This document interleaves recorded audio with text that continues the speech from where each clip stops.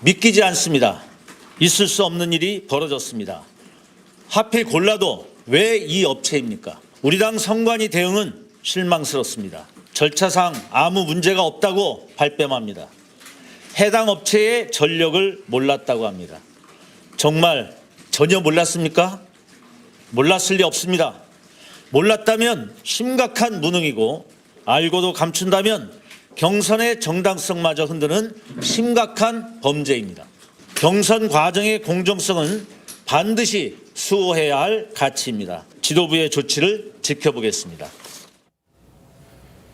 성채훈 부의장님, 예. 우리 성채훈 부의장님께서도 좀 석연치 않은 그런 좀 일이 있었던 걸로 저도 기억을 하고 있습니다.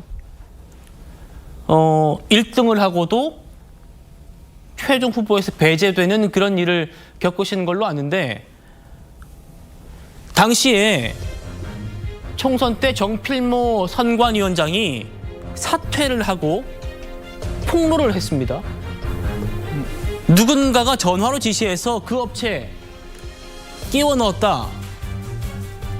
그리고 저 업체 추가하지 않으면은 경선 이거 하는 거 실무적으로 부담된다 라는 직원들의 보고에 내가 속았다. 그 허위 보고였다. 이렇게 당시 선관위원장이 폭로를 하고 사퇴를 했어요. 자, 그런데 이런 논란이 있었던 업체를 지금 대선에서 또 쓰겠다는 거다. 지금 이래서 논란이거든요. 어떻게 보십니까?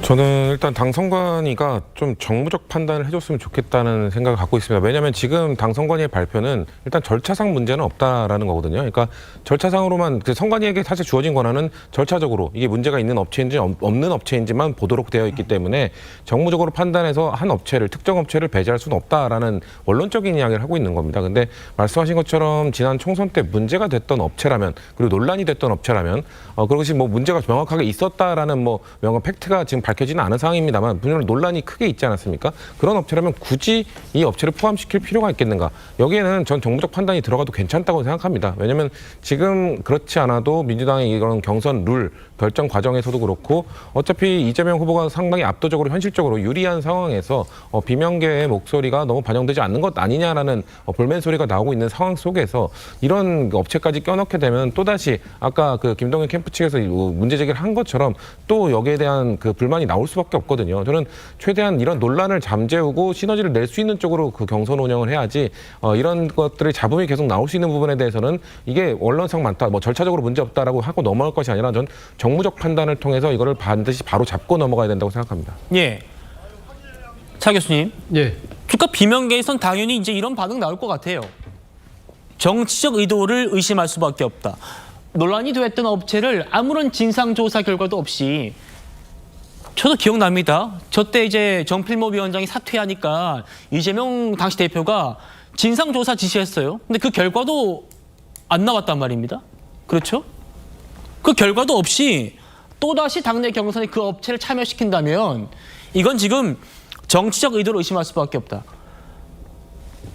민주당 경선을 보면 원래 경선 룰도 일반 조사 100%에서 지금 당원 50%, 일반 50% 이렇게 바꿔가지고 이재명 대표에게 유리한 것 아닌가. 지금 이런 논란이 있었잖아요. 그 논란 때문에 아까 속보 보셨습니다만 김두관 후보가 참여하지 않았고 지금 대선 불출마까지 선언했는데, 이번에는 그 룰을 50대 50 그 룰을 수행하는 업체까지 비명계에게 불리한 결과를 냈던 업체를 선정했다. 이거 어떻게 봐야 될까요?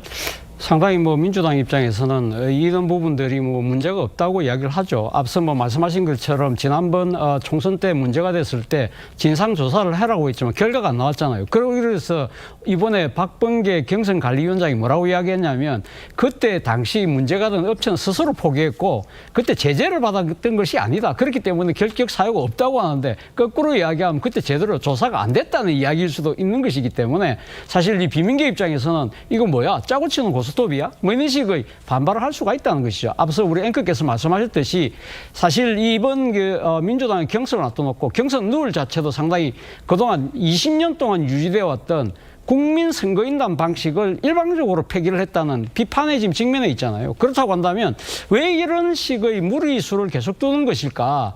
사실은 지금 뭐 이재명 대표가 거의 뭐 지금 완벽한 대세론을 지금 형성하고 있는 것이 현재의 분위기라고 한다면 좀 더 정치적 여유를 갖고 관용을 베푸는 것이 필요한 것인데 오히려 그거는 것이 아니라 더 박하게 상대를 이렇게 몰아붙이는 그런 모양새가 된 경우는요. 사실 어떻게 보면 덕보다 실이 훨씬 더 큰 그런 결과를 빚을 수 있다는 측면에서 봤을 때는 늦었지만 저는 뭐 민주당 입장에서는 이 문제된 업체를 가감하게 이번 조사에서 배제시키는 것도 필요하다는 생각이 듭니다. 예. 차 교수님 말씀 주셨습니다만 박범계 선관위원장은 오히려 해당 업체를 좀 두둔하는 그런 입장을 냈습니다. 보여드렸습니다만 이 업체는 아무런 문제가 없다. 총선 때는 스스로 논란이 있으니까 포기해서 빠졌을 뿐이지 당으로부터 제재를 받은 바가 없다. 김민철 위원장님. 분명히 진상조사 지시가 있었어요. 그런데 그 지시에 대해서 결과가 안 나왔는데 제재를 받은 바가 없고 이 업체는 아무런 문제가 없다. 그때는 공정성 논란에 대해서 자기들이 알아서 빠진 거다. 이렇게 지금 뭔가 두둔하는 느낌이에요.